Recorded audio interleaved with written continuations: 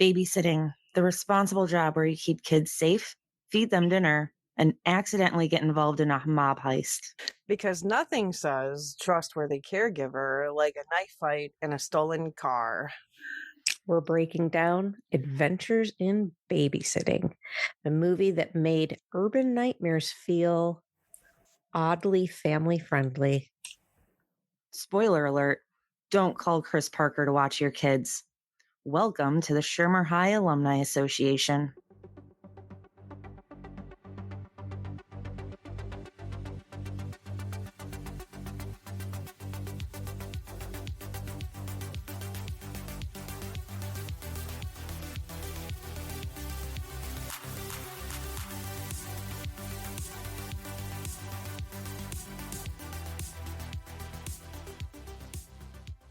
Hi, everyone.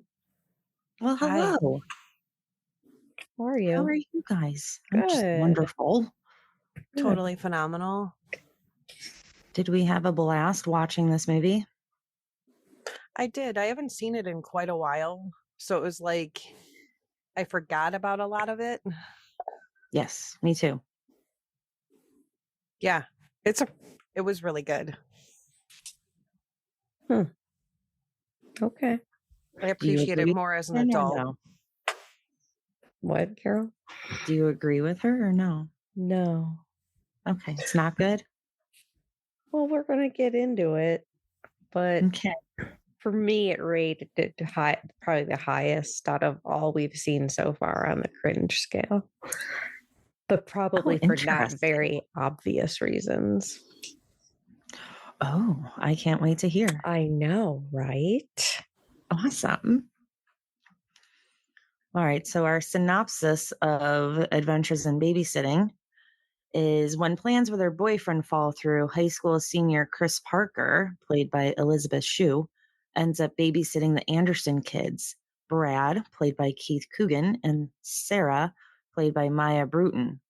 What should be a quiet night in, however, turns into a series of ridiculous exploits, starting when they leave the house to pick up Chris's friend Brenda, played by Penelope Ann Miller.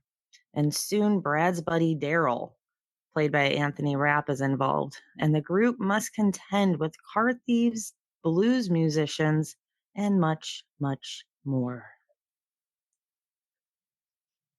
What year did this? What year was this?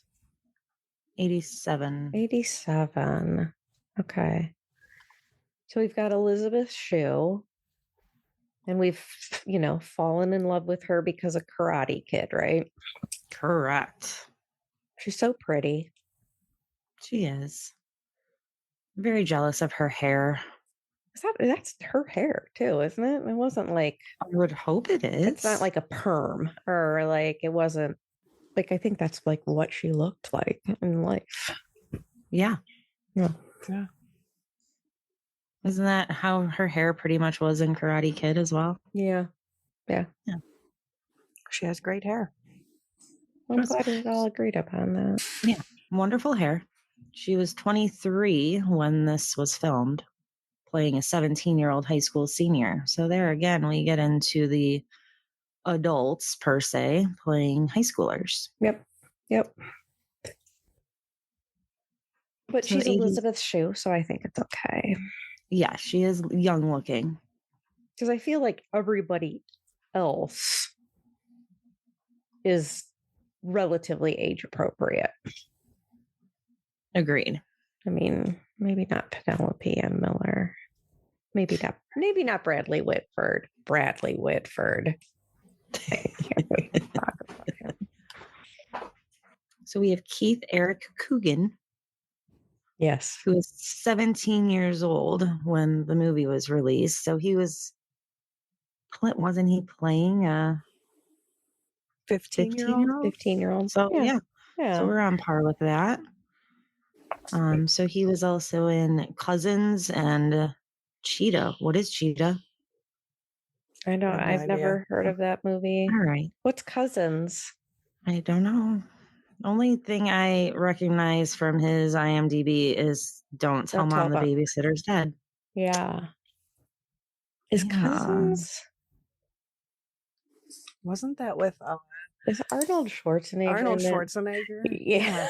Oh, I thought that was twins. Oh. Yeah. Cousins, Some sort of twins, it's all relation. the same. Yeah. Oh Whatever. yeah, no. Ew. No, this Oh, it's like it's like Ted Danson. Ted Okay. Danson. He's like naked. No. What, is You he don't need to naked make with this his more cousin? cringy. Oh my god, did it come out in the 80s? It did. 89. Uh-oh. Maybe we have to watch it. Add it to the list. Yeah. I don't really recognize him from anything else, although he looks familiar. He's not really anybody I remember. I think he's familiar from from Don't Tell Mom the Babysitter's Dead. Yeah, you're right. Yeah. Mhm. And then we have Anthony Rapp, who played Daryl. Mhm. So this was his film debut, right? This was the first movie role that he was in. He's also been in Dazed and Confused, Beautiful Mind, and many more. He went to go on to be a regular cast member of Star Trek Discovery. Ah. And he's also got a pretty vast Broadway career. But that's not how we all know him. We all know the name Anthony Rapp because in October of 2017, it was Anthony Rapp that really started the downfall of Kevin Spacey. He was the initial Accuser.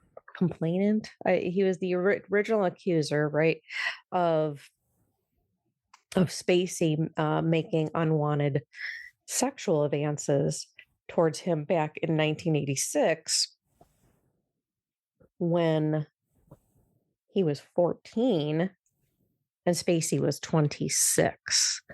And so this hit the news, and you've got, this is when, Spacey's on House of Cards. They've all, thankfully, because that was such a brilliant show, thankfully they were at the end of that, towards the end of that series, but they booted him right away. And it just went roll downhill for him after that, as many more people came forward. So he was good for him. I mean, good for him. Like, he was kind of a pioneer in this is enough. And we all know that Spacey ran into some trouble over there on Nantucket. He got calmed down. Bravo, Anthony Rapp. Yeah, bravo. Good job, man. I mean, sorry that happened. Yeah, but I'm proud of him for coming forward. He's also so on Star Trek Discovery, he plays a lieutenant commander, but he was the first openly gay character in Star Trek. So again, another groundbreaking. So this guy's like we need to give him an award, like a gay award or something. Maybe he's already gotten one. I'm not sure, but first openly gay character on Star Trek, like, that's pretty big. So has he just been laying low since this whole Spacey thing came out? Like, where's he been? I don't know. I feel like he does some philanthropy work. Maybe. I feel like maybe I read that. Maybe he's just stone cold straight chilling. Possibly. It could be. That is most likely. Yeah, that's what I would be doing. Yeah, I agree. Huh. We should find him and befriend him. I know. I'm going to Facebook friend request him. That's a great idea. Right, so then we have Maya Bruton, who plays Sarah, and she was 10 at the time that this came out. And her character was what, 8? Yeah. Something like that, yeah. Something like that. Oh, She was also in Back to the Future. right. It's Yeah. crazy. And she was also in 21 Jump Street, Highway to Heaven, Trapper John MD, and The Wonder Years. Did you guys watch Highway to Heaven? No. It sounds vaguely familiar. Yeah, I never watched it. I remember it, but I think, wasn't it kind of like Christian based? Well, you would think that Mhm. given the word heaven. I don't know. Well, maybe, but I mean, it was I on thi- network TV. It's not like it was on a rando cable channel. okay. No, I don't think we ever watched it. Trapper John MD Trapper John MD. sounds 1979. What was she, a newborn in that? Right. When was she? She was 10. She was 10. So yeah, I think she was born in 77, so she's Janine's age.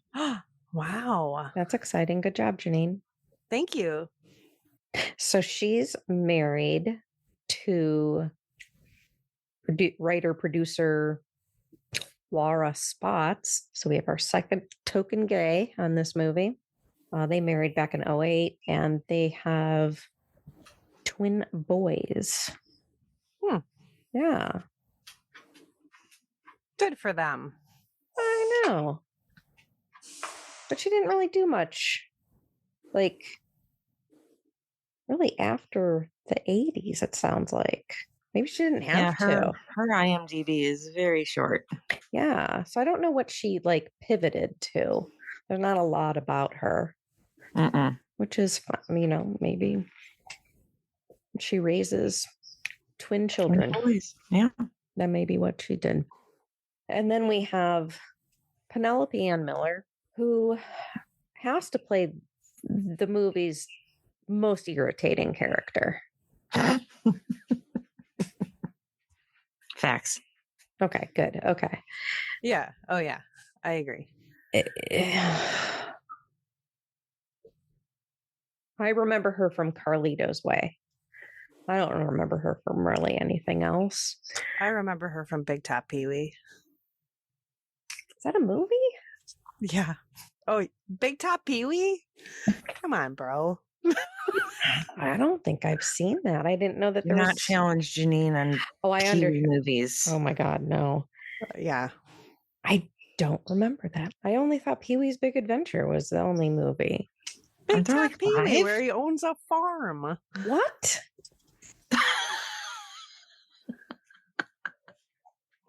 Yeah, he owns a farm. See, Penelope Ann Miller on the right. She's his girlfriend, and she's kind of psycho. Oh my God. Now you have to watch it. Well, we're going to have to put this on the what year list. did it come out? 88. Oh, perfect. Put it on the list. It's on the list. Honestly, I know, learn something new every day. You're damn right. Yeah. And then we have the GOAT, Bradley Whitford. Jeez. Is he the GOAT? I don't know. I love him. I absolutely adore him. Yes. I do. I mean, West Wing, he was brilliant. And Handmaid's Tale, my God. Yes. Yes. He has had quite a career. He really has. And he loves dogs a lot. I love dogs. Right. He really Speaking loves of dogs, mine has magically appeared to where I am recording at, which is like a monumental situation. So if you hear a horse clacking. Did she come horse clacking? Like did she come down the stairs? Yes. Oh. Like she's actually like roaming around. So this is a major breakthrough. I know. So we're just gonna let her clack around. Yeah, that's fine. That's fine. Let her do her thing. Right. So he's a very big dog lover, politically. We love him on Handmaid's Tale. We love Mr. Whitford. I'm Yes. going to be sad to see him go on Handmaid's Tale. I'm ready for Handmaid's Tale to just go a little bye-byes, but Not me. oh my God, it's done. It's just done. But Aunt Lydia is getting a spinoff, I know. which is crazy. Yes. It's exciting. So Bradley was 27 when this Yikes. filmed. Senior citizen. Oh no. But his character was in college, correct? I think Yeah. so, yeah. Because she was a senior and he was older. And he's so cool. So cool. So fun fact, that Camaro is his actual car. Or was. I don't know. if Does he still have it? He should. Oh my. We'll have to friend him also and ask. Wait. I'm How do- already friends with him on Oh, Facebook. How do we know he's a college student? Because he's like living at home. I don't know. I think they make references to how he was older, but I guess we don't know that he's actually in college. But he's not in high school. And then we have Mr. Chris Columbus directed Adventures of Babysitting. So he's a writer and director, right? Mm-hmm. So he wrote Screenplay. Yeah, screenplay for Goonies and Gremlins. which are national treasures as well. Of course.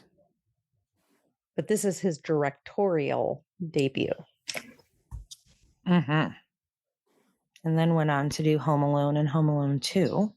And he also directed some of the Harry Potter films. Harry Potter. Harry Potter. Harry Potter. Okay, so he did the first two. Okay, so we like him. Okay.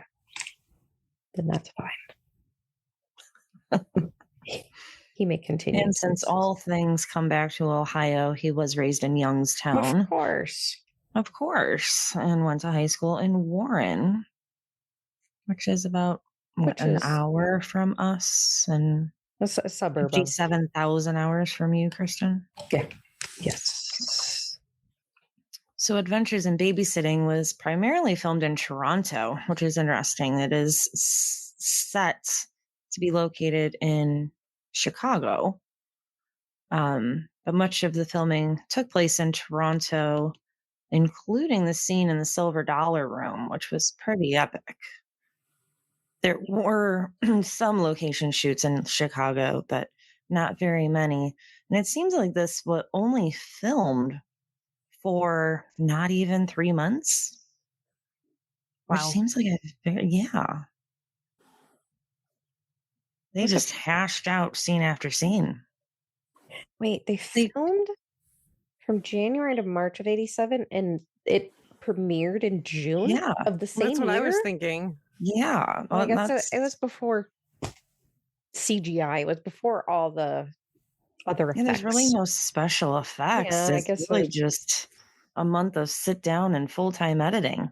But it did gross 34.3 million worldwide, which is amazing. And the budget was only 7 million. So it did very, very well. I wonder if we saw this in theaters. I wouldn't be surprised. We'd have to call Dad. Oh, he won't know. He will absolutely not know. He'd probably just say, sure. Right. And then make up a whole dramatic scene about what happened. And someone probably puked up popcorn. And so this was the first Buena Vista film that came out, or Walt Disney, if you don't know, Walt Disney Company, first film that came out distributed by them that had a PG-13 rating.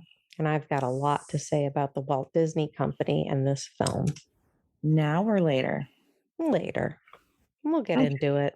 We'll get into it. You tell us when you're ready. I will. So in 2021, Elisabeth Shue was interviewed, which I assume was related to Cobra Kai. Mm-hmm. They don't see her just being randomly interviewed. So Right. that's when Cobra Kai was out.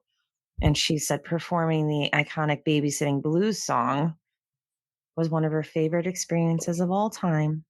That's nice. That's adorable. Yeah, It was pretty awesome. it was really good. Do we know if that was scripted or did she make it up? It was scripted because it was written. Okay. Yeah, it was written. Yeah, it was good. It was a cute moment in the movie. It was. Racially problematic, but cute moment in the movie. Yes. Word. Yeah. So here we come again with Roger Ebert, who is really getting on my bad side. Like, what movies does he like? Like, come on, dude. He gave the movie 2.5 out of 4 stars, saying that the Blues Club scene, of course, was the best, but he criticized the film for not doing more with its Black characters. He said it had good raw material, but too many unrealized possibilities. What do you have to say about that? Right. Well, what? What? It's a movie about kids. Unrealized possibilities. Unrealized possibilities. That's like what people would say to me in high school. That's like what like teachers would say to me. You have some unrealized possibilities there, Kristen. You haven't even thought of your potential. Right. Like, was there a potential for this movie to be something else? Right. I really wish he was alive to ask him. I know. What the hell does this mean? It's like a cop-out for not having anything to say. But Siskel liked it. More. I mean, 3 out of 4. I mean, that's... Yeah. You wouldn't rate this a 4 out of 4, would you? No. So I felt like 3 was kind of generous. 3 is. Yeah. Genial, warm-hearted romp.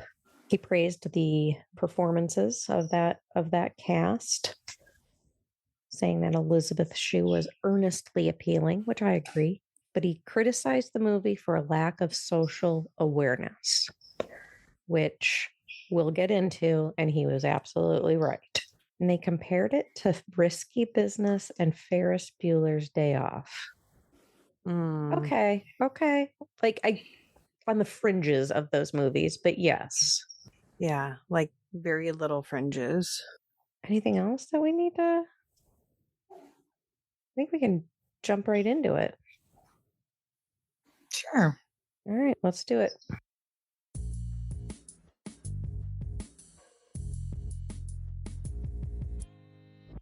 When Disney put Adventures in Babysitting up on Disney Plus, they edited it for content. So this is a disclaimer for everyone to let them know. We will discuss this, but the Disney Plus release of the movie removes the word fuck. It also removes the word homo, which we will talk about. And it also removes the word asshole, I think, right? Yes. For airhead. Yeah. And so these words are all replaced. We'll talk about them, but little tidbit there that at the beginning of the movie, as it starts, it says this was edited for content, which I think made all 3 of us probably stop and go, why? Mm-hmm. Right. They also removed the phrase, you son of a bitch. Do they? Yeah. When Pruitt kicks in the door on his wife. Right. So they just removed it. Yeah, they just muted it. Now, according to Disney, these were all the words that were dubbed over for TV syndication. So Okay, But I that doubt, makes sense. no, see, that's the thing. I think like fuck and asshole were probably, but I don't think homo. I don't think homo was dubbed over. I at doubt all. that. Yeah, I doubt it too. So we open the movie with our pal Chris Parker here dancing to And then he kissed me. and then he kissed me, and then this is another one of those like, no, who sings that? The Crystals. Yes. Then he kissed me by the Crystals. So she's dancing. She's super cute. She's got a 4-poster bed. She's very excited to go out on her date. She's very excited to go out on this anniversary date with this tool of a dude. Tool is putting it lightly. I know. And it's like, it's so funny, especially when, like these, it's like, what was their relationship prior to this? And that they're reaching an anniversary. Yeah, I'm wondering what anniversary it is, because I even know people to this day that still celebrate monthly anniversaries, which I think is just an excuse to go out. Yeah, they're young. Right, because the girl and her boyfriend, they celebrate the monthlies because they haven't gotten to the year. It's like people who like refer to their kid as like, this is my 36-month-old. What? What? So she's dancing and she puts on her dress, her awesome dress. I can just hear it scrunching. I know. So you got that crushed velvet up top. Mm-hmm. And why can't I think of the bottom material? Is it taffeta? Taffeta. Yeah. Taffeta. And so that brings back that whole like Jessica McClintock, Gunny Sacks, those dresses. And I remember, I don't know if you guys were purchased Jessica McClintock dresses or not. Well, I for sure had one. Good for you. Yeah. Thank you. I think it was for a prom or one of your weddings. What? One of whose weddings? Yours. You've never been to any of my weddings. Yeah, I was. Oh, yeah, you were. I wasn't. You weren't. I think it might have been a prom dress. My prom dress came from Benetton, which I'm very proud of. That's pretty cool. But it reminded me of my freshman homecoming dress. Ooh, good call. That mom bought me. And we went in as a friend group and she got me this, and it was a Lons Originals. And I remember thinking, like, what the fuck is this? Like, but it was a really big, like, she knew, like, she knew.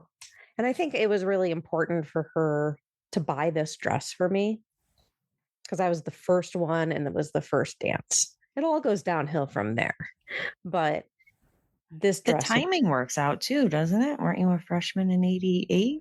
89, yeah. 89, so. Yeah. So, I was like, I gotta find this dress.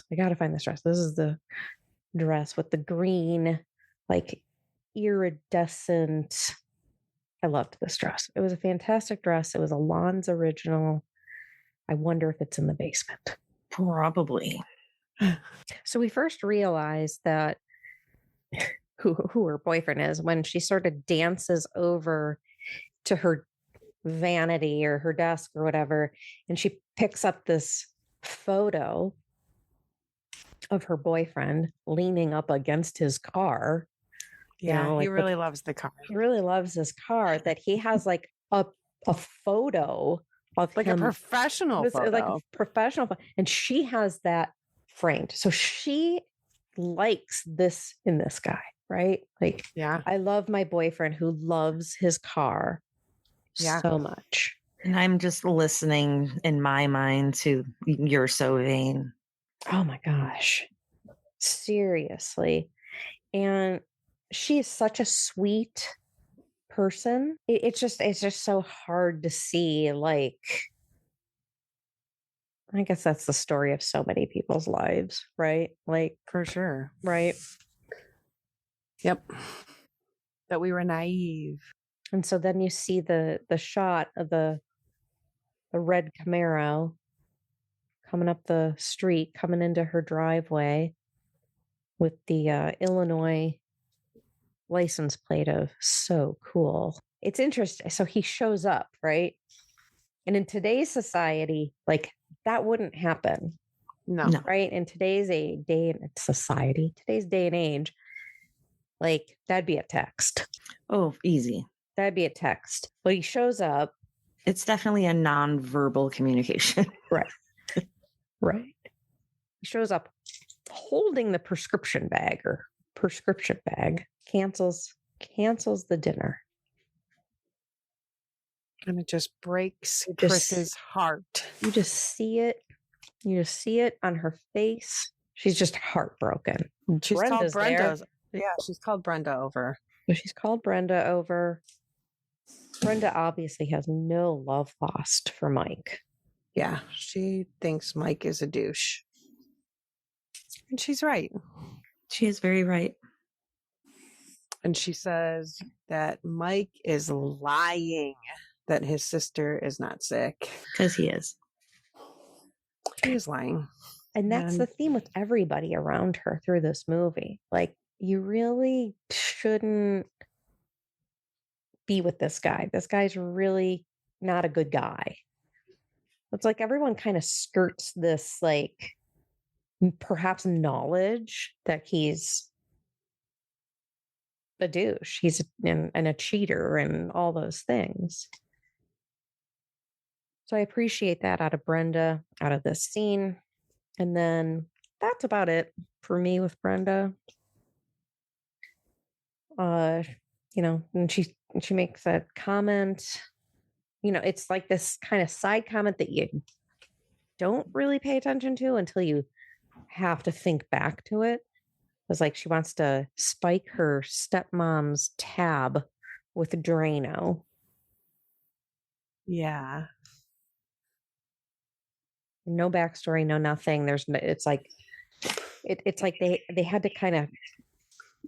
Well, she hates her parents. She hates her parents. And so she wants to run away from home. Does she say that in that scene? I believe she alludes to it, yes. And that her stepmom is, she makes a comment about the way her stepmom acts. And then she said, like, she makes me want to spike her tab with Drano. Jeez, that's harsh. I'm a stepmom. Me too. And I'm like, wow, I hope that my stepkids do not think like this about me. Right. Yeah, I wish we had some backstory here. There's nothing to that. There doesn't need to be, because she's the reason this movie is happening, but like also at the same time, you're the worst. That's when Chris's mom comes in and says that Mrs. Anderson is on the phone and they want Chris to babysit. She thinks she's too old to babysit, but I mean, I still babysit. I might not charge people for it, but you're never too old to babysit. Too old to babysit. And she was only 17. Well, she's a senior. It's a line. You're not. Little girl, you're not too old to babysit. You're not too old. But maybe in the 80s, because remember, let's go back to the 80s here in the age of babysitters. I was babysitting kids on our street when I was in like 7th grade. Easily, yeah. Right? So 7, 8, 9. So I can kind of see then thinking like, I'm a senior in high school. I'm too old to babysit. I definitely wasn't babysitting when I was a senior in high school. So I can kind of see where she's coming from on that. But like today, can you imagine hiring a 7th grader to babysit? No. Not at all. Is that an us problem, or is that a them problem. I don't know. But that also brings me to the point where how we're talking about, like, why wasn't Brad babysitting Sarah? And I kind of thought about it for a minute, and I'm like, well, maybe it's because Brad can't drive yet, and you kind of want like a responsible, kid who could, if there was an emergency, could, throw a kid in a car and take them somewhere. So I don't know. I I do mean, also know that some parents don't trust older siblings with younger. Because Lily has babysat for families before with older brothers her age, and the parents just didn't trust that they would actually watch the kids. yeah. Oh, So yeah. she would go in and watch the kids. So they weren't trusted to do so. So yeah, and Brad was supposed to be staying over at Daryl's.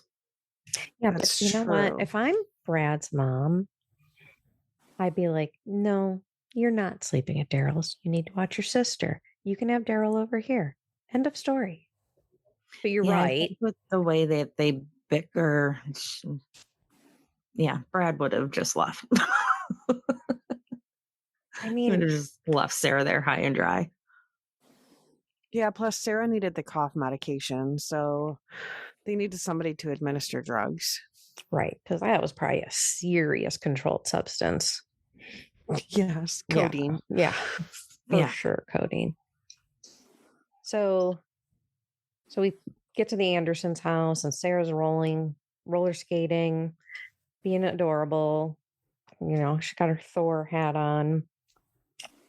She's not supposed to be roller skating in the She's house. not supposed to be roller skating in their house. Brad's cooking pasta. Sarah's trying to tell Brad that Chris is coming over, but he keeps kind of interrupting her, doesn't he? Like, Yeah. she's not able to get that up. And as soon as she does tell him, like he spills the pasta and he's going to run upstairs. But then I do notice on the TV, did you notice on the TV? Like, Yeah. Price is Right. Price is Right is not on at night. It's on at 11 a.m. on Channel 8. So Maybe he's watching a VHS tape of the prices. Hey, we used to record all kinds of weird shit. It's true. Be a real hot take for a teenager to be rewatching. Maybe he The Price loves is Right. The Price is Right. Possibly, but I feel like that was like a mistake. Yeah, he would have been in school during the day, so he can't watch it during the day. And it's not like you can watch it on demand.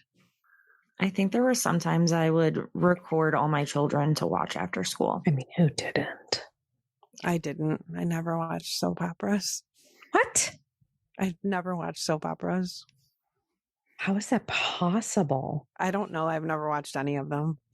Oh my God. Mom was obsessed with soap operas. Yeah, like Ryan's Hope.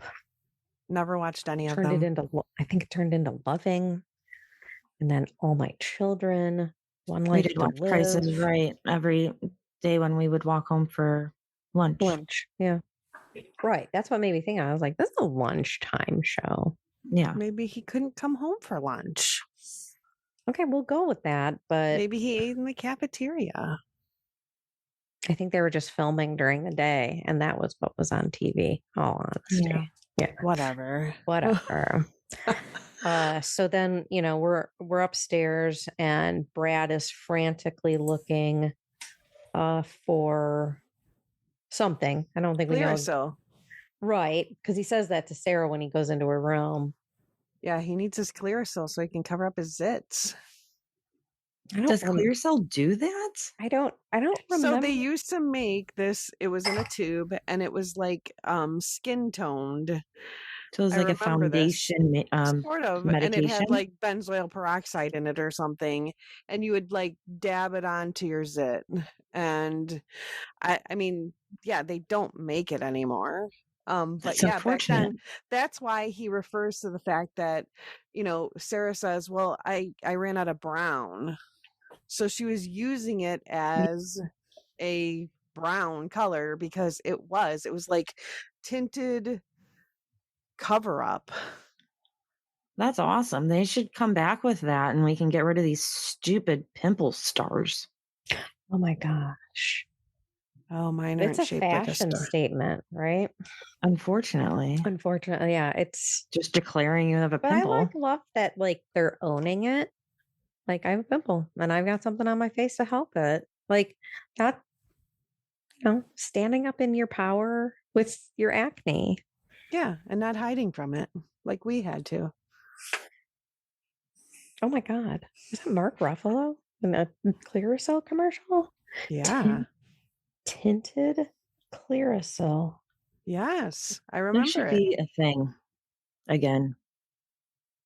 Well, there's a reason they don't make it anymore. So Well, it looks like it's in a super glue container. So Yeah, it was that one, that container. I remember that. super strength. Tinted. Wow. I remember that. I don't know who was using it in our house, but I remember we had it. Mom. Yeah, probably mom. I mean, But it was yeah, probably me, but like, I don't remember this at all. not because you were drunk. But like, look at his little baby face, Mark Ruffalo. Aw, he's In a, just a little tiny Aw. man. in a zap away acne ad. Adorable. Oh, wow. Good job, Mark Ruffalo. Yes. So, yes, you could use the Clearasil apparently as brown paint, which Sarah needed to paint Thor.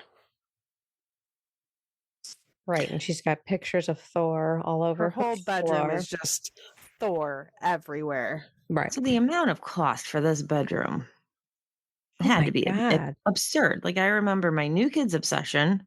Yeah. I mean, that none of that was cheap. No. Like No. the amount of Thor crap in this room is just absurd.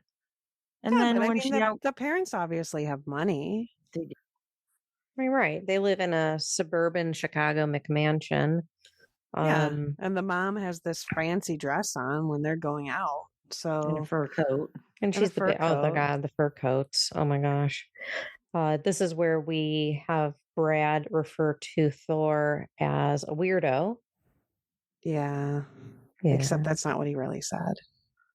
And he says it over and over. Thor's a homo. Thor's a homo. And Sarah says, take it back. Take it back, Brad. Take back what you said about Thor.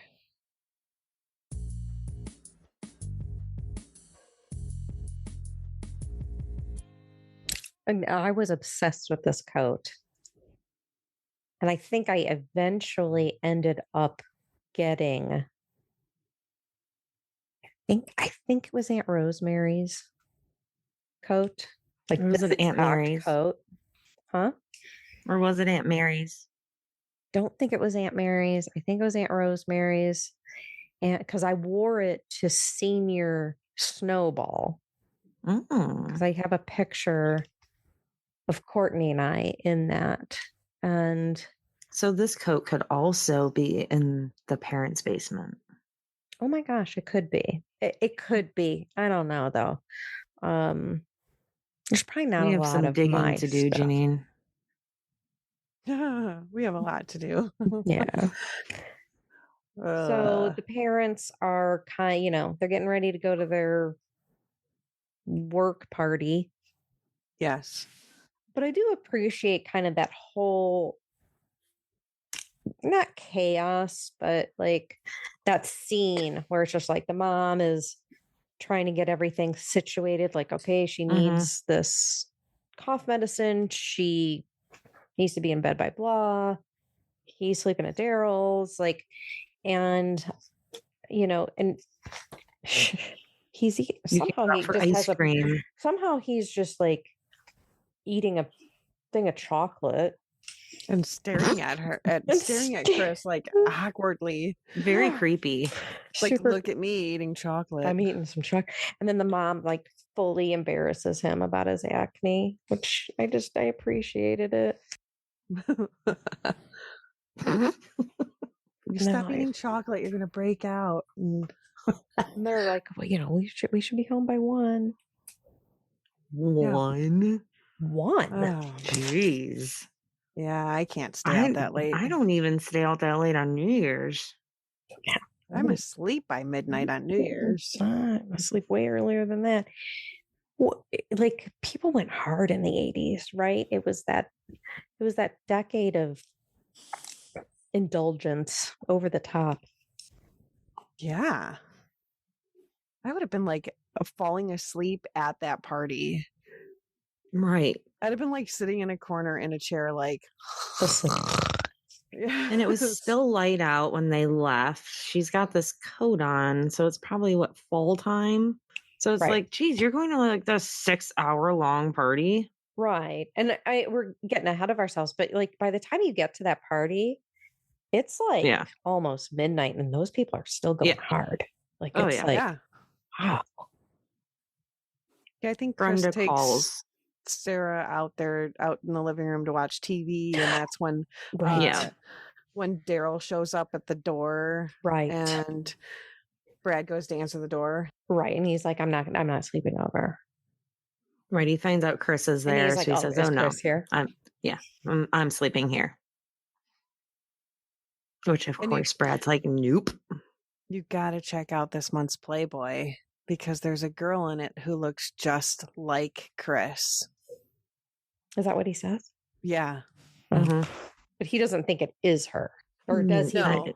No, it's just a girl who looks just like Chris, and she's got really big boobs. How do you know she has big boobs? That's what he says. Oh. Did you watch the movie? As Brad's closing the door on him, he's like, and she's got really big boobs. Is that when the phone rings? Again, historical. Yeah, she just knew. This is when there were phone books. There were phone books. You could also call operator assist. Oh wait, it's a collect call, isn't it? It is. Oh yeah, it was. It's a collect call, so it's already an operator assisted call. Okay, kids. Wow, a lesson in history. An operator assisted call. Do we explain what operators are? They don't, because they don't really exist anymore. No. Like, I don't know. I don't have a home phone, so I don't know what would happen if I picked it up and dialed 0. Ooh, I don't know. Can you do that? Mom and Dad still have a phone. Do they still have a landline? They do. Yeah. Go over there and dial 0.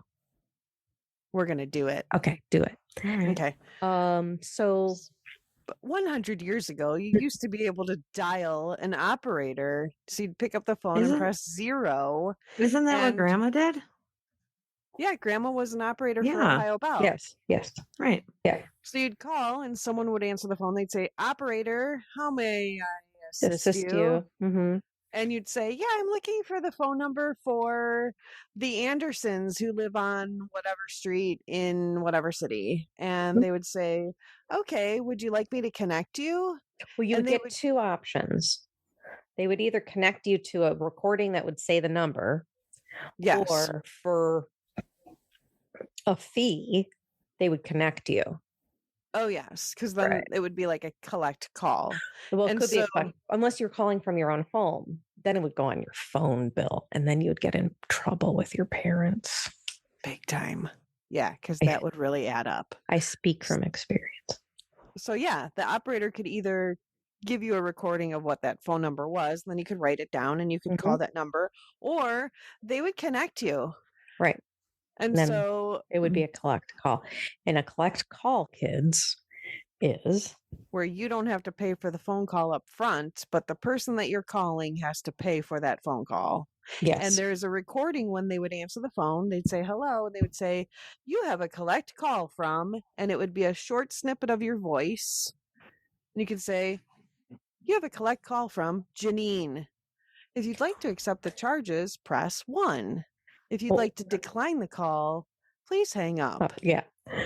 Or when you were at Westgate Mall and you needed your dad to pick you up, yes, you'd call collect. And it would say, "You have a collect call from Dad, come pick me up from the movie theater." And then yes. like that old commercial that would say, "We had a baby, it's a boy." Oh, wait. It's Bob, we had a baby, it's a boy. Click. You could also have the operator interrupt somebody's call. Oh, that was the best. Like the emergency breakthrough. And that was... I want to know how much an emergency breakthrough cost. It was probably like a whole $1. Like, we didn't know. We would just do it because we were sick and tired of waiting for our parents to get off the phone. So, kids, when you were on the phone, other people couldn't call you.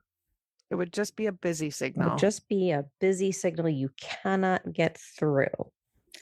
That was before you could add a second line. Right. This is before call waiting. This was before caller ID, before all of those advanced technological features. And sometimes your mom would be on the phone with somebody forever and you needed to get a hold of them. And you just couldn't. And so what you would have the operator do is an emergency breakthrough. And so the person on the phone would be interrupted on their call by the operator. Hi, Mary Beth. This is the operator. You are trying to, I don't know what they said. I don't know either. We need you to disconnect from this call. Because somebody is or your daughter is trying to get a hold of you or whatever. Yeah. And then your mom would have to get off the phone so that you could call her and the phone call would go through. Right. And then you would get your ass chewed out because 1, you interrupted her, and 2, that costs money. Yes. But we didn't care. We weren't paying for it. Mm-mm. So you've got Brenda.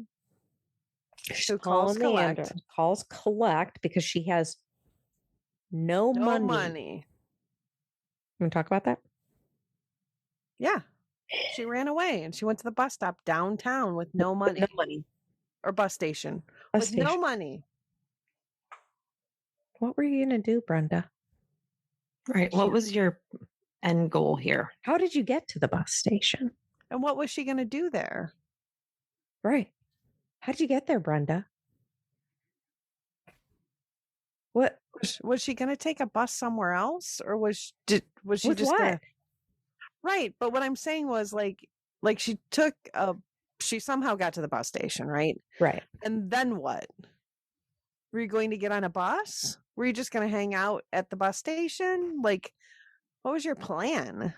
Right. How did you get from like Northbrook, Illinois to downtown Chicago?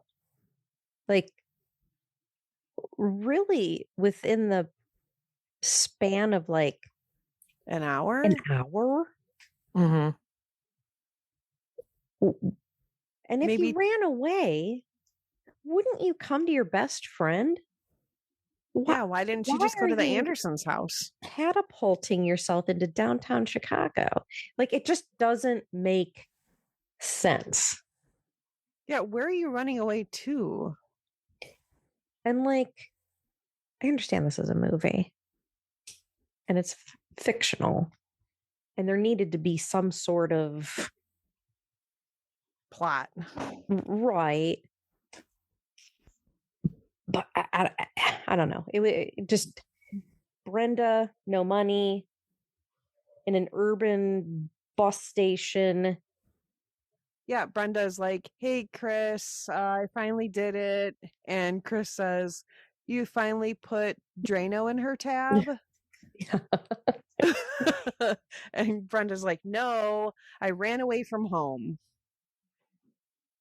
And I'm at the bus station downtown. And I need you to come and get me. And Chris is all like, no, there's no way. I'm not babysitting. I don't have time for your shit, Brenda. I can't drive downtown. I got my mom's station wagon. Can't drive downtown. There's no way. Right. But, there's a lot of scary shit going on at that bus station. And ultimately, some guy is showing her a gun in his trench coat. Right. And I guess Chris is like, okay, if there's guys down there with guns, I have to come and get you. And the phone booth is one of the homeless guy's house. Yeah, get out of my house. Get out of my house. She opens it, kicks it out. You've moved. So then Chris is like, well, kids, I got to go. I'm going to go pick up my friend. And they're like, what? Yeah, Can't leave us. Can't leave us. They definitely guilted her. Yeah. And also, sure, our parents are paying you good money to watch us. And then, Daryl comes out from the bushes. Literally. Yeah, he's like out waiting. of The Simpsons. He overheard that they were going downtown. Right. So the blackmail begins. And he's like, I can't believe that the Andersons would allow you to take them downtown. Oh, right. I'm going to go tell my parents they should hire you to babysit me so we can go downtown. And so then they're like, all right, fine, Daryl, get in the car. Right. So now everyone is going downtown. Right. And so it's a happy little family drive down the I think they're like Eisenhower Expressway. Is that Chicago? I think so. Sure. And she's telling a story about a man with a hook for an arm. And so there's just a lot of foreshadowing, right? Like, that's where Thor lives. Is she pointing to her dad's building? I think so. I think she is. I think Thor lives there and he fights the forces of evil. Right. And Daryl's in the back with the Playboy. Yep. And she gets to like the scary part of the story where he pulls out his arm and he's got this hook for a hand and he's scraping their faces with the hook. And then they have a blowout. Yeah, the tire blows out. Yet she can complete control of that car for like quite some time. Yeah. I mean, good on you. It's not like modern tires where they have like that flat protection. Right. That was just like no more tire. I mean, back in the day, that was like, you have a flat, you're not moving. Yeah, no. I mean, she really probably screwed up that car. So Daryl starts laughing. Yeah, it's really, really concerning. Okay, like he has some sort of... It's almost as if it was like a coping mechanism, but like 80s movies don't talk about coping mechanisms. But he is just maniacally. Yeah, maniacally laughing. Maniacally laughing and laughing and laughing. And I had to pause it and rewind it a couple times. And he sounds exactly like Scott Farkas from A Christmas Story. Yep. Yeah, like exactly. Even looks like him. Even looks like him a little bit. Yeah. It was like kind of weird. Weird. And why is it so funny? Daryl, why is this so funny? It's not funny. I took it as maybe like a nervous laughter. Like some people laugh when they get nervous or anxious. See, that's what I was thinking, that it was a coping mechanism. But I'm like, 80s movies didn't get that deep into mental things. They just didn't. And it was like, you're unbalanced. Why are you laughing this much? And so this scene is just weird because they get out of the car. They're on the side of the road. They get out of the car and her solution... Because they don't have a spare tire. Because there's no spare tire in the car. Gone, which is bad on Chris's parents. Like, one, but that her solution is that we are going to go buy a tire. Yeah. At like 7 o'clock, 8 o'clock at night. Yeah. And no big deal. They just have tire stores right on the side of the highway. So this is another historical event because she needs her checkbook. Yeah. And so this was a time before debit cards. They didn't exist. So you're constantly writing checks. Constantly.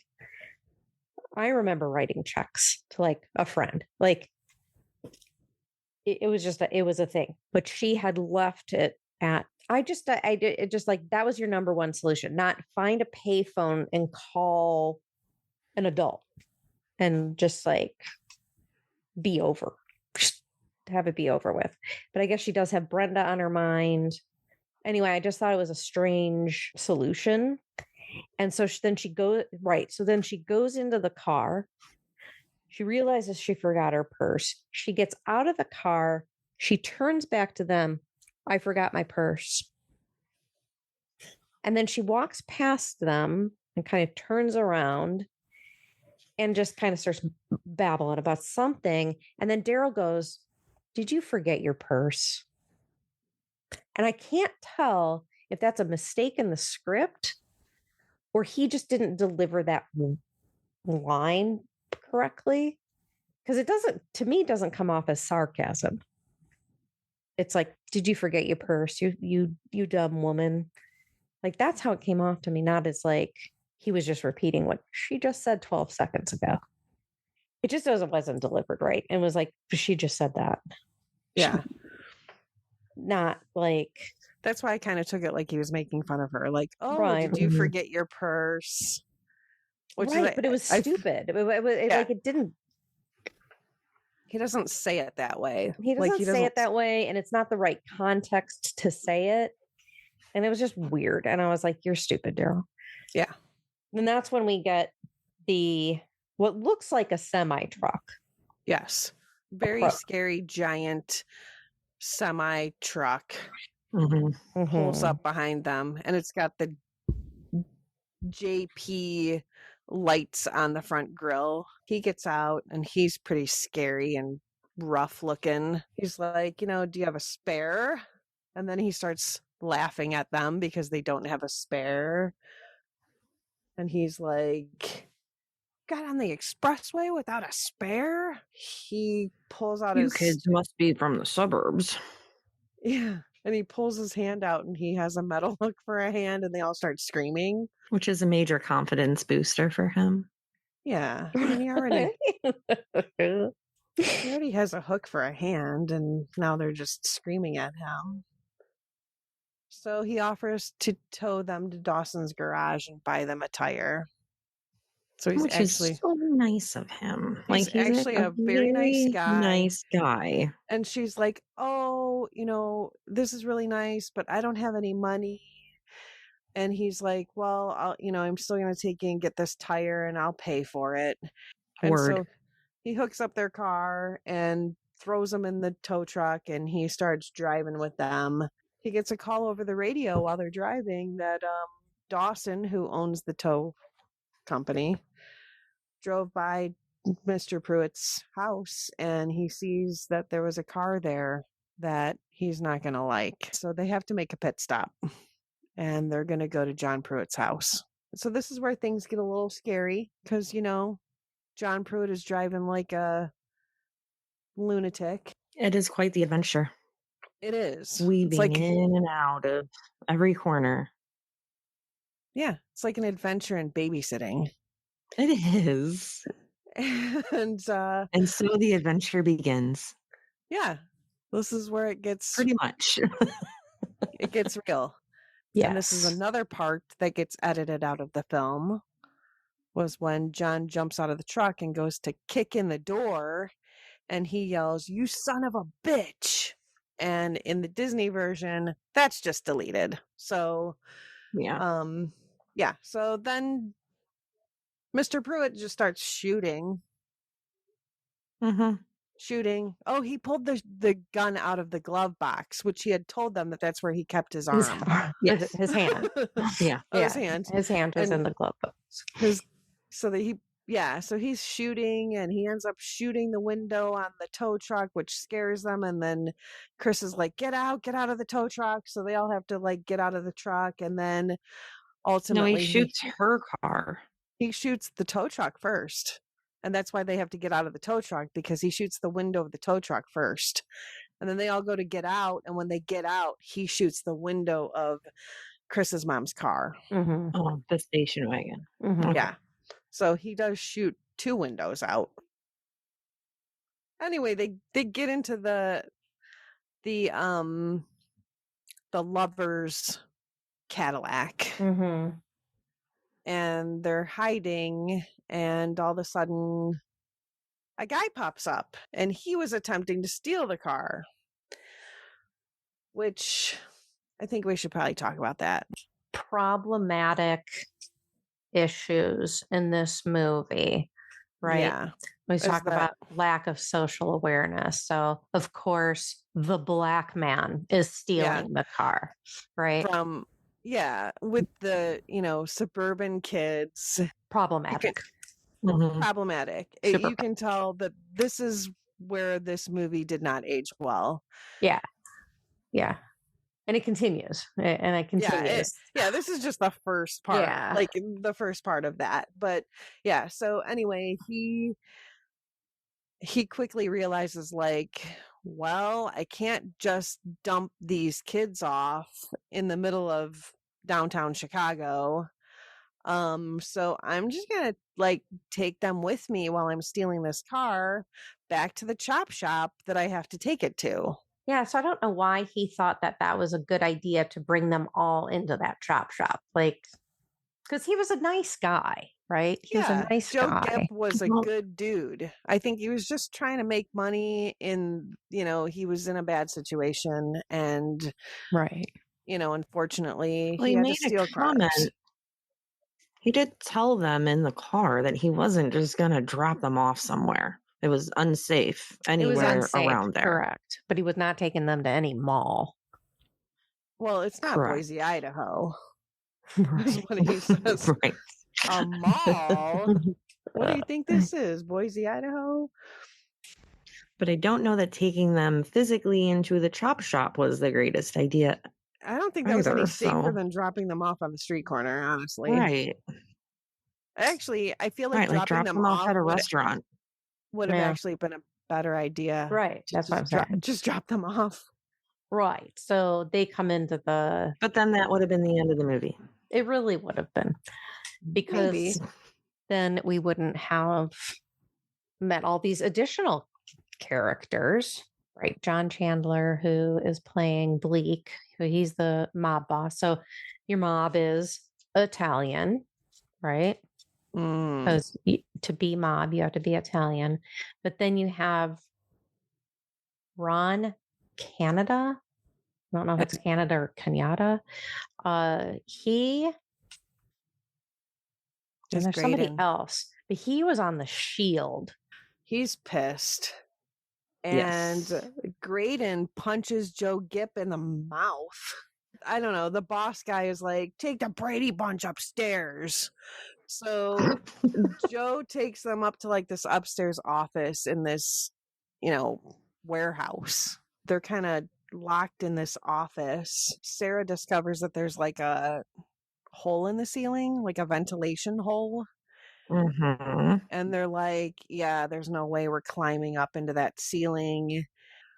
Yeah. So then the chop shop boss is like, hey, we need this magazine from upstairs because it's got plans in it that we need or something. I took notes on one of the pages, and so it has an order on it. Oh yeah. So then Graydon goes upstairs and he's like, oh my God, the kids are gone. And so is the Playboy that I wrote these notes in. He comes back downstairs. He's like, the kids are gone. Now by this time, the kids are up in the rafters of this warehouse. They're scaling the rafters right above the mob. And they climb down. Joe Gipp sees all this. Yeah, and Joe Gipp is like, cool, like, you guys go. Guys go. Yeah, good job, teenagers. I'm proud of you for, walking across these beams of the warehouse. So he's just observing, how is this going to play out? This is when the guys realize, oh my God, these kids have escaped. So now we have to chase them because they have our Playboy magazine. But the kids don't know why they're chasing them. Come to a gate that's locked and they're like, oh my God, we're done. And then they realize that there's actually a door to their right that is a club, like a secret club in an alleyway. Go into this club and they realize very quickly it is a blues club. They make the wrong turn and end up on stage. Yeah. So it's pretty obvious right away that they are the outcasts of this group in this club. Yes. And they end up on the stage with someone who's performing. And they're like, oh, hey, we're so sorry. We'll just go. And the guy's like, nope, no one leaves without singing the blues.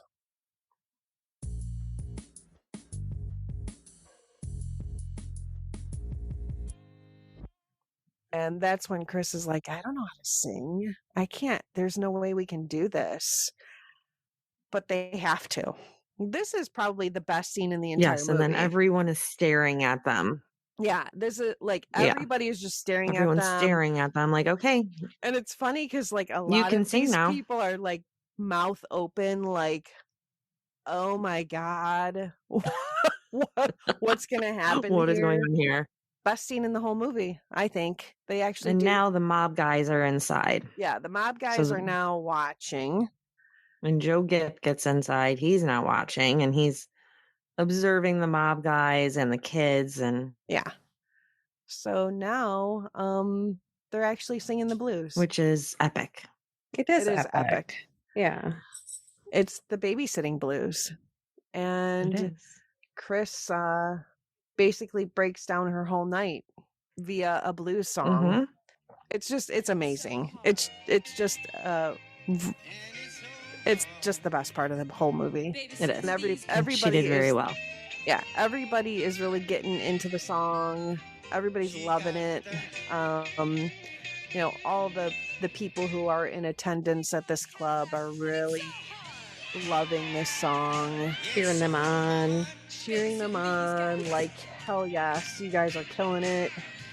And yeah, so they get done with their song. Everybody's they love them. And the kids go to leave, and of course they're allowed to leave because they sang the blues, but the Chop Shop dudes, they are not allowed to leave because they have not sang the blues yet. Chris and the kids, they get a head start on the Chop Shop dudes. And I think this is maybe where they cut to the scene where Brenda is in the train station and she picks up that rat thinking that it's a kitten. And then... Well, first she takes off her glasses to like rub her face and just kind of try to unwind, and one of the homeless women takes her glasses. So now she's blind as a bat. Yes, so she can't see anything. So that's how she can't see. She only sees like something on the ground moving and figures it's a kitten. As one would. Yeah. Right. And then the janitorial staff is laughing at her because they're like, that's not a kitten, that's a giant street rat. And then she starts screaming. So she's like traumatized by this bus station. And so this is when the Chop Shop gang like finds them again, right? Yeah. And they go to the L. Yep, they get on the L. Luckily, they escape the Chop Shop men again. They end up in the middle of a gang fight on the L. Of course. Correct. And first they call it like the Latino gang calls Chris a mocoso. Mocoso. Which means brat, which is funny. And so they're going to have a fight with each other, but also they're going to nobody's going to leave. Because Chris is like, we'll just get off at the next stop. It's not a big deal. And he's like, no, nobody's leaving unless you're doing it in a body bag. Right. And they call Chris a bitch. Well, a witch. A witch, sorry. And because she's trying to like negotiate her way out of here. And then Daryl kind of makes fun of Brad. Like, are you going to let them talk to her like that? And he gets up to try and defend her. Yeah. So now Brad, the 15-year-old from the suburbs, is like, yeah, you can't talk to her like that. And they just kind of laugh at him. And the one guy takes a knife and puts it right into Brad's foot. Right. And he says, don't fuck with the lords of hell. Except I think in the Disney movie, he says, don't fool. Don't fool with the lords of hell. And then Chris says, she grabs the knife out of Brad's foot and, holds up the knife to him and says, don't fuck with the babysitter. And it's that's such a great part of the movie. Mm-hmm. And now it's ruined forever because it's like, don't fool with the babysitter. What the fuck does that mean? Yeah, nobody's going to say that. Don't fool with the babysitter. Disney, come on. You could have come up with something better. Don't fool with the babysitter. What? Yeah. Anyway, the even mess would be better. Don't mess with the babysitter. Right. I don't know, don't fool with the lords of hell. Yeah, because I could see this badass gang on the L train saying, don't fool with us, guys. Don't fool with us, guys. So yeah, they get off the train and Brad can't walk because, he's got a foot injury now. And so, hey, you know what we should do? Let's just take him to the hospital. Again, another anthropological that anyone can just take anyone to the hospital and you have no paperwork. You get in right away. He gets one stitch. One stitch in his big toe, and that's apparently not badass enough. So what's up with this doctor? And then you have the overworked Indian doctor. Again, another sort of stereotype there. Yeah. The just burned out emergency room doctor. Yeah. And then he makes the mistake of telling Chris, who's waiting to find out what happened to Brad, that Brad is dead. Because there was another stab wound victim that was there that did die. And so Chris faints because she thinks that Brad is now dead. So she faints. She's on the floor of the hospital and they bring her back. And then she realizes Brad is fine. And they kind of look up and there's the dude that the lover, John Pruitt's wife's lover. And he's like, oh, there's the kids that stole my car. And he goes to go after them. And John Pruitt comes out of nowhere and just tackles this dude onto the floor. And he's all smiles about it too. He is. He's just so happy. Yes. He just comes out of this like hospital room like a ninja. He just jumps out of this room and he's like, hey guys, your car is at Dawson's garage and it's ready. And he tells them how to get to where you're gonna have to get to Dawson's garage. I gotta go. You're gonna need $50 for the tire. I can't, Dawson's gonna make you pay for that, but I paid for the windshield, so that's taken care of. And she's like, yeah, we don't have any money. So where the hell are we going to get $50 from? Now, in my currency comparison, $50.87 is equivalent to $140 today. Okay. So that's a fair tire price. Yeah. Yeah. Sounds about right. But before, during the hospital scene, they cut back over to Brenda. And Brenda's trying to buy a hot dog with an endorsed check. Yes. And that's another aged thing. It's made, made out to me, but I'm going to endorse it to you. And it's like Chris's mom wrote it to Chris and then Chris signed it over to me. And now I'm going to sign it over to you. And it was first of all. And it's good. First of all. It's a good check. Yeah, the check is good. You think you can pay a street vendor with that? Are you kidding me? He says, Brenda, you slip me the cash and I'll slip you the wiener. Right. Right. Oh, so Thank wrong. you, Disney. Yeah, thanks, Disney. You couldn't change that somehow. No, but, right. Don't fool with the lords of hell, guys. But I'll slip you my wiener. Yeah, I'll slip you my wiener if you slip me some cash. Yikes. So they gotta get $50 and they gotta get to Dawson's garage. And they're just randomly walking again. Right. Somehow they're on the campus of the University of Chicago. Yeah, which apparently is right next door to the hospital. And they're like, oh, Daryl was like, oh, there's a party at this house and Sarah has to take a tinkle. So they're like, yeah, let's just stop by this party because, we'll use their bathroom. And Daryl beelines it. Oh, yeah. He's like, oh, yeah, I'm going to this party. They walk in and right away, these two dudes are like, oh my God, that's Miss March from Playboy. And they walk up to her and say, can we have your autograph? And she's like, that's not me. And then Dan enters the picture, who is Right. the hot college dude. Right. And he's like, yeah, that's not her. You guys obviously don't have any idea what you're talking about. He looks like Paul Rudd. He does. Yeah. Yeah, he looks a lot like Paul Rudd. And right, he says, "Oh no, this doesn't look anything like you." Yeah. And so then that apparently qualifies them to dance together because that's what you have time for. Right. Yeah. Brad takes Sarah to the bathroom so she can take a tinkle, and they just start dancing. And like, they're not only dancing, she's telling him, like, hey, he's like, how can I help you guys out? Because she mentions to him that I'm babysitting these kids, blah, blah, blah, we're in trouble. And he's like, how can I help you? And she's like, yeah, I need $50 for a tire. He's like, yeah, no problem. No problem. So they're having this slow dance, and she lays her head on his chest. Yeah, that's pretty intimate. And you're like, wow. Action. I mean, she just met him like 3 minutes ago.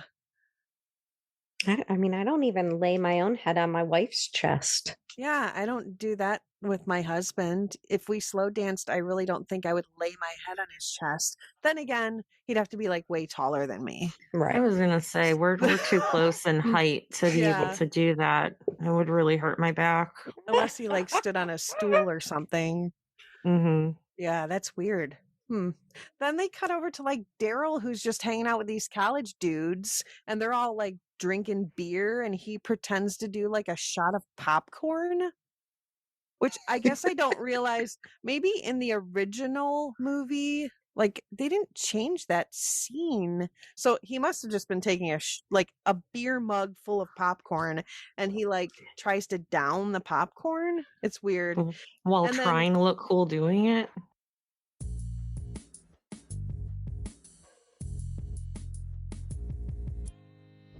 Yeah, so we cut back to like Dan saying, let me go get that money for you. I only have a 20 on me.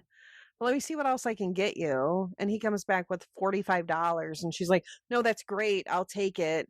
And he's like, okay, well, I'll take you to Dawson's garage to get your car. What a guy. What a guy. I mean, Dan is Dan Lynch. He's a great dude. So he drives them to Dawson's garage, and he's like, let me wait and make sure you can get your car. And she looks in the window, and she's like, oh my God, it's right there. It's fixed. It's great. Tires fixed. Windshield's fixed. No worries. You can just go ahead and take off. We got this. Well, not really. So Dan leaves. She makes a mention about, hey, I'm going to need your phone number or your address so I can get you the money back. And he's just like, no, it's cool. And he leaves. And right. Yeah, I feel like that was her like, hey, let me get your number. Yeah. And he was like, nah, it's good. Bye. I'll just see you around. It was very abruptly but also done she for him just to told leave. him they were fine when they weren't. They weren't fine. Like, No, until that garage door is open and you have the keys, like, you're not good. Here, yeah, you know what? It's a good idea for you. But I think she's trying to give Brad that sort of power. Yeah. Like, well, I've got Brad here, so the man card. Right. Yeah, but I mean, also, if I were Dan, which I guess I wouldn't be, but if I were Dan and I was dropping them off, I would still just sit in my car for a minute and make sure that, like, right, hey, they actually did pull out with the car. All right, cool. Yes. Now I'll go. Yeah, okay, now I can go. You wouldn't just get in your Jeep and be like, bye, see ya. Right. I would kind of hang out for a minute to be like, okay, everything here's cool. But he doesn't do that. So I guess he's got to get back to that frat party so he can find the skate so he can try. No, the skate was in his car. Oh, it was in his car. He You're left right. it in his car. Yeah. So he doesn't need to get You're back. right. He really has no reason to go back. So anyway, they go into the garage, which the door is just open. Right. but it's dark and there's nobody in there that they can see. And they start yelling like, Mr. Dawson, Mr. Dawson. And finally he appears on like a lift and he comes from out of the sky. And he's like, it's a weird scene, but he's like lit up and there's smoke and he just comes down from like the sky. And Sarah is like immediately like, oh my God, it's Thor. Because he has a wrench in his hand, he has a sledgehammer in his hand. And he looks like Thor. He's kind of a jerk. And he's like, what are you guys here for? And Chris is like, well, we only have $45 for the tire. And he's like, yeah, that's not good enough. If you don't have $50, then like get out of here. So did anyone think like when he first came down out of the sky, you're like, that's Bill Hader. He's like, I also thought that. Yeah. And I had to look up who it actually was. Yeah. I was like, that's Bill Hader playing Mr. Dawson. Like, yes, it was like an SNL skit or something. Yeah, totally. It looks exactly like him. So Sarah confronts him and she's I also like, thought of Russell Brand. He kind of looked like Russell Brand too. The face, yes. Yeah, a little bit. But Sarah's like, hey, I thought Thor like helped people. You're my hero. And I thought that you helped people that were in trouble. And he's like, basically like, no, get out of here, kid. Yeah. I don't do that. This is Chicago. Like GFY. She kind of goes away. They go to walk away and then she turns around. She's like, oh, you know what? I know why you're being a jerk. It's because you don't have your helmet. And so she takes off her helmet and hands it to him. And he's like, wow, you're giving this to me? And you can tell that, his cold black heart is now sort of melting. Right. And just like the Grinch on Christmas Day. Like, yeah. She humbled him. Yeah. Yeah. And so he's like, you know what? Fine. Take us. Get out of here. And I already have one of these helmets, so you can have your helmet back. So yay, they get the car back. They get the car back. And now they're just, they're off on an adventure again to go get Brenda. Except the Chop Shop dudes are now on their tail again. And they happen to drive by the French restaurant that Mike was supposed to take Chris to that night. And I think Brad is the one who looks over, or maybe it was Daryl, and he's like, is this the restaurant you were supposed to go to tonight? And she's like, yeah. Well, no, she says it. She goes, this is where I was supposed to go to dinner tonight or something. And he canceled. Mike canceled. And then one of them looks at it. Well, looks like he actually came. Yeah. Because look, there's his car. And so can't miss those plates. Yeah. So then she makes the decision, you know what? I got to go in there. I've got to find out what's going on here. She walks into the restaurant and realizes that he's there with Sesame Plexer. Well, that's a name. Yes. Who the hell names their kid Sesame? I have not we heard all wrote of it that, down. Like it was like that's not a thing. Sesame Plexer? She's such a sleaze. Meet my son Cumin. Like what? What? Yeah. Meet my son Pine Nut. But also the time in which they arrive at that French restaurant is about 1:45 Yes. And it is popping.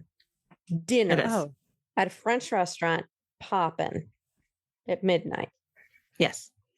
And also notice that Chris tells Brad to watch Sarah and he doesn't.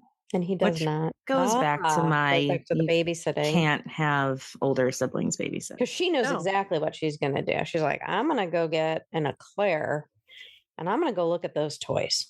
Yes. Yes, because they did pass by a toy store and she was all about it. Right. And so as Chris is approaching the table, Mike is telling Sesame the exact same thing he said to Chris. Like you're a special girl. Girls like you only come around like once in a lifetime. Or twice in one evening. And he, and then he just completely about faces on her. Oh yeah. Right? Like, yeah, he is like, you did not just ruin my dinner with sesame plexer. right. But then And he's like, look, little look, girl. Going, I don't know what you thought we had, but it wasn't half as serious as you'd like to think it was.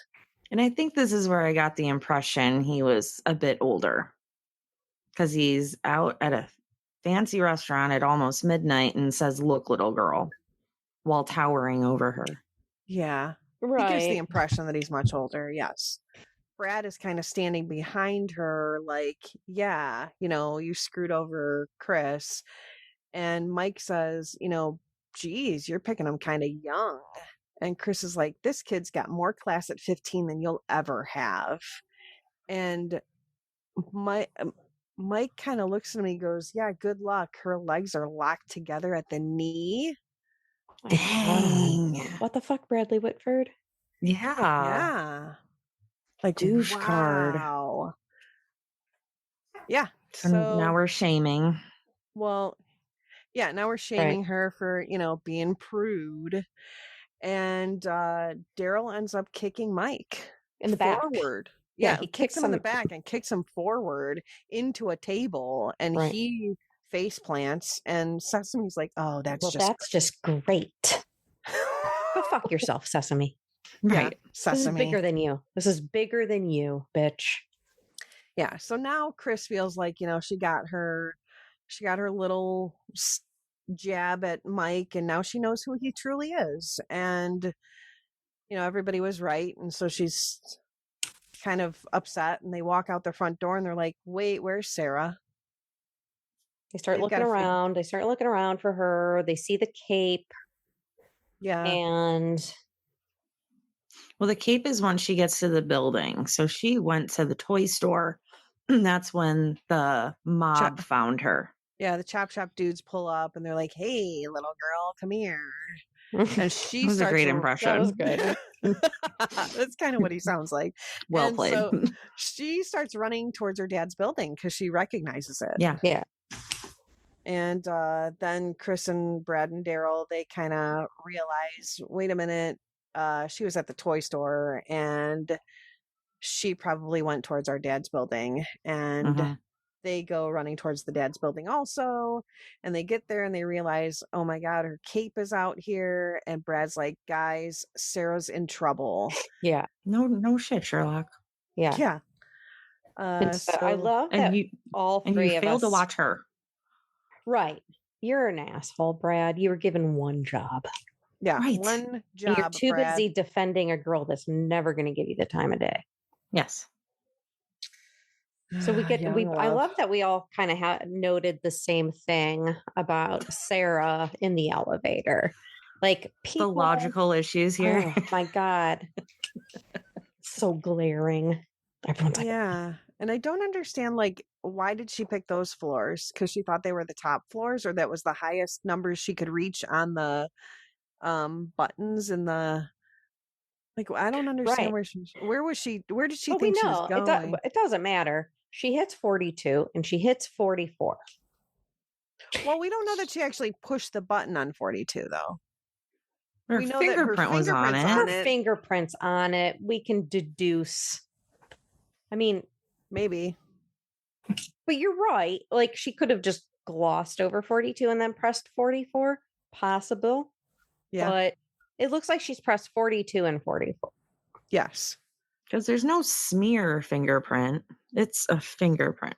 It is a fingerprint. Yeah. So, like, you bring a hole to the logic. Like, I get that. But why the fuck didn't you get off at 42, Sarah?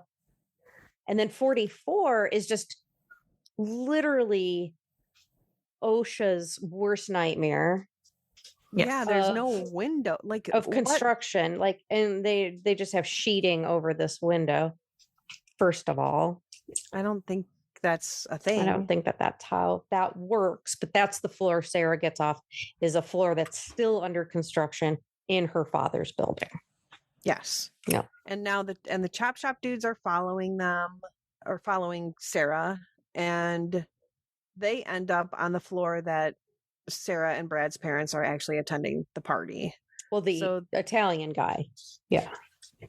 I think it's him. Oh, yeah, because he splits up from Graydon. Yeah. Graydon takes the one floor. The other guy, I don't know his name, he takes the floor that the parents are on. And Right. so he's, looking for her at the party. Graydon ends up on that, OSHA nightmare floor. And he's like, come out, little girl. I'm not going to hurt you. You just have something that belongs to us.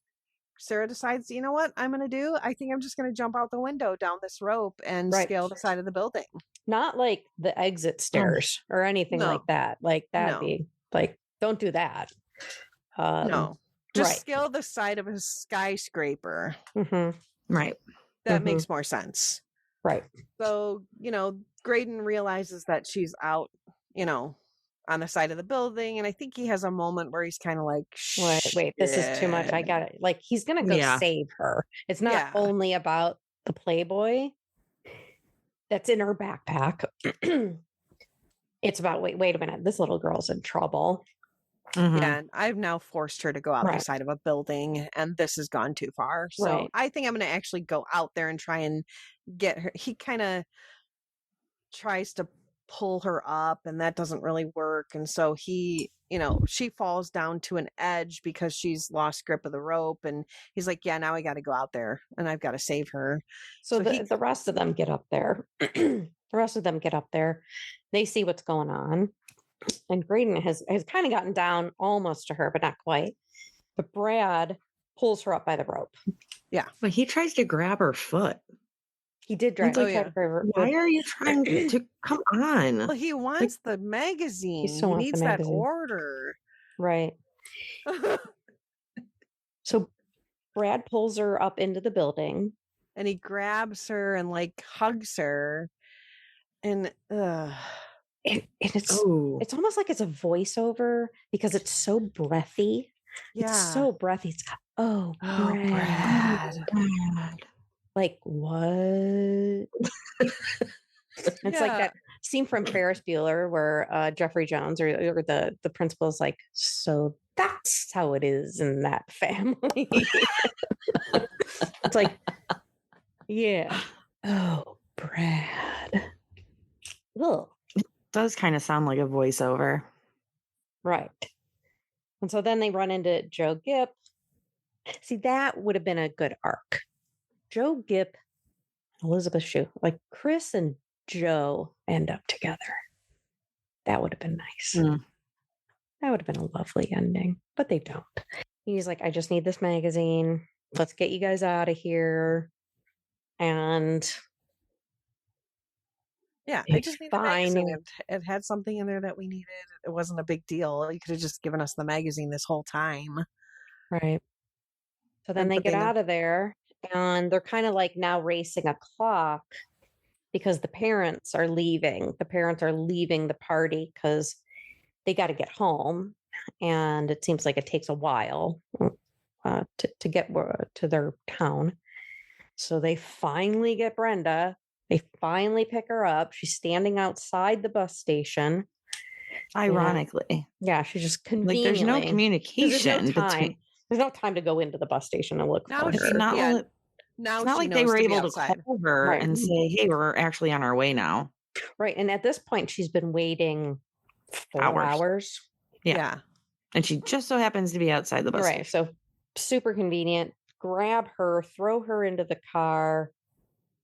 And then they're back on the expressway, back out to Northbrook, wherever it was.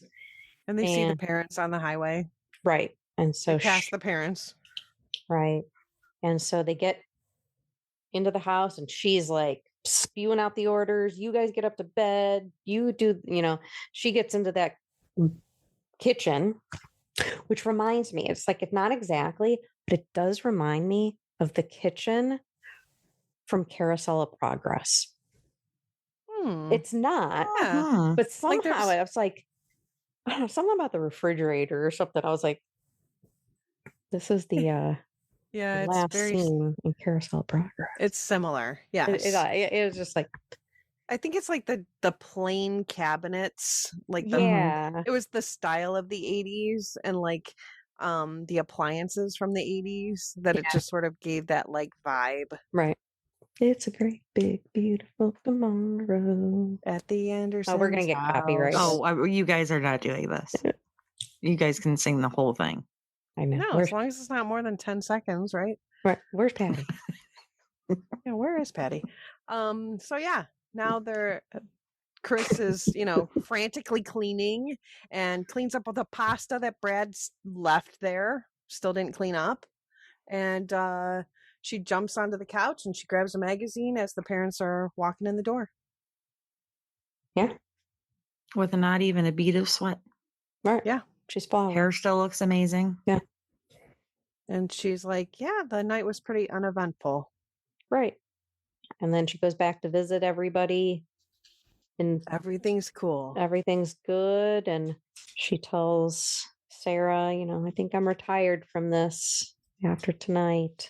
Because Sarah says, you should babysit me next weekend. Yeah. Absolutely not. She's like, no, I think I'm retired. I'm good. And then the boys said it was the greatest night of their lives. The night of their lives. They had such a great time. And Chris says it was the best night of her life, too. Yeah. And so she leaves. And as she's leaving, Dan and his badass Jeep Renegade pull back up. It was a nice truck. Oh, Jeep. It was a nice Jeep. I do like that. And he's got Sarah's skate that she has lost. And she realizes that on their way home that she's lost the skate. And she's like, we've got to go back. And it was like, they can't go back. We're not going back. No, girl. No, girl, no.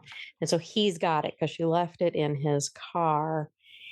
And happens to have their address on it. And it happens to have their address on it. And so convenient. But I think that's you would put your address on things, but whatever. And then it gets awkward. Then it gets like he's looking for a babysitter. Like there's some kink stuff happening here. And she's like, tonight was my last, I'm not babysitter anymore. And then she kind of who do you need a babysitter for? And he's like, me. What is happening here? Is this flirting? I think it was like a really bad choice of a pickup line. Mm-hmm. Yeah, it was like, this isn't landing the way I think you wanted it to. But then the kids are up there and they're like, kiss him. Yeah, Sarah's like, kiss him. And Brad just sort of stands there like, and then he like slowly closes the window and closes the blinds while he's just staring at them. But I think he's also letting go, right? Yeah. And he's realizing this isn't a thing that's going to happen. And I'm gonna fade out of her life. Yeah. Aww. Poor Brad. And that is Adventures in Babysitting.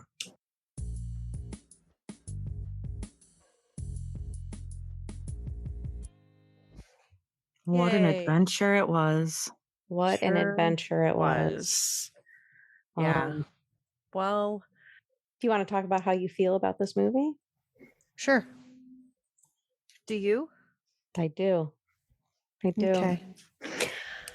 I liked this movie. I think that, sure, there's some definitely cringy parts. I think I would like to have watched the original version versus the Disney Plus version, because I think the original version would have maybe changed my verdict. Watching the censored version, I think kind of softens it. There's some scenes that are definitely cringy. I think that, there's some parts that should have been changed. But for the most part, it's a fun movie. I like the plot of the movie. I love, Babysitter Blues. I think it's a definite rewatch. Carol? I agree with a lot of what Janine said. I remember the unedited version growing up and knowing it was PG-13, thinking with all the swear words in it, how cool it was. Mm-hmm. Like, I can actually watch this movie and it has swear words. And that was It was a big deal. That was a big deal. Well, this is going to be like, did this age well? Absolutely not. Is it rewatchable today? It did not. I don't think it is. I think it was Siskel, I think, who said to have the lack of social awareness. Was absolutely, Yes, it was very stereotypical. It was very stereotypical, and I feel like it is, for the whole of our society, where you've got the black man who steals cars, the Italian guy who's the mob boss, the Hispanic guys are the knife fighting gangs on the L, the Indian doctor, but the white people are the affluent suburbanites. Right. And the fact that the Walt Disney Company produced a film and was okay with a film that said the word homo in it over a dozen times. And so for me, this is 5 out of 5 on the cringe scale for me. It's unfortunate because it could have been written without those things and it would have been great. It sort of goes back into like some stuff like Howard the Duck, but they didn't need to do that. They didn't need to do that to make that script successful. We're in the late 80s at this point. So it's super cringe to me. I will not be rewatching it. I think I do agree. That was just so stereotypical. That was like, oh, I mean, the plot line was there. I liked that, but it was just it was too stereotypical. It was too predictable. It's unfortunate because it could have been written in a way. And I guess that is what Disney tried to do. Disney did another Adventures in Babysitting in 2016. It's not the same exact premise because who's in it?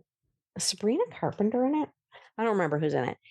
But they try to redeem themselves by doing a different Adventures in Babysitting. And it's like, no, you've already done it. Yeah. You've done your...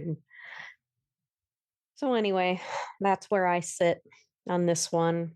I think we're all relatively aligned, except Janine. Janine's going to rewatch this one. I mean, I haven't. You're changing your mind. I'm not changing my mind. I haven't watched it in years, so obviously there's a reason why I didn't watch it in years. There was a lot of the movie that I didn't remember. Yeah. So I don't think that I watched it a lot as a kid like Carol did. I don't know. I mean, like, for instance, if Ferris Bueller's Day Off was on TV and Adventures in Babysitting was on TV at the same time, I'm going to watch Ferris Bueller's Day Off. So, I mean, I wouldn't say that I would sit down on a Saturday and be like, you know what? I really want to watch Adventures in Babysitting. Could I go for the rest of my life without watching it ever again? Absolutely. Yeah. I'm not going to seek out watching this movie again. So what's your rating? On the cringe meter, I would say a 4, 4.5, somewhere around there. I'm going to say 4 as well. Yeah. Yeah. I don't agree with, how they stereotyped people. It was very obvious. I wouldn't say it's the most horrible movie I've ever seen. Right. I like the plot. There's some fun scenes. I like the story. I like the, Okay. You don't have to justify it. You already gave your opinion. I know. Okay. You don't have to justify yourself. So We all know how we all feel about it. And I think we all kind of feel the same way. So that was a wild ride. Car chases, we had Thor, and a truly alarming amount of racial stereotyping. Some of it was fun. A lot of it was, wow, that did not age well. So thank you for rewatching Adventures in Babysitting with us. If you're feeling confused or conflicted, or just really grateful you were never a babysitter in Chicago, same. So as always, follow us wherever you get your podcasts and let us know what movie that we should break down next. We will see you next time on the Shermer High Alumni Association. Bye. Bye. Bye.